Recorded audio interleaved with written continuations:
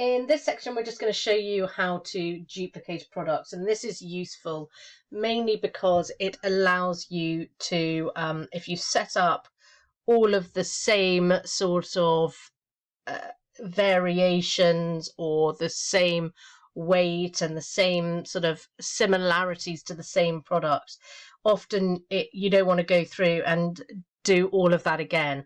So if you just go to the product that you want to duplicate, and you can see here, you can just quickly do duplicate, and it will duplicate exactly the same product for you. And then you can just go in and make those edits.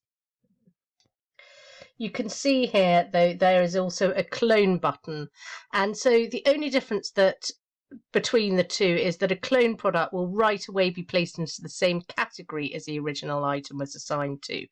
Duplicated WooCommerce products are not always put into exactly the same category, and so that saves you time if you need to create multiple products categorized in exactly the same way. So those are the difference between the two.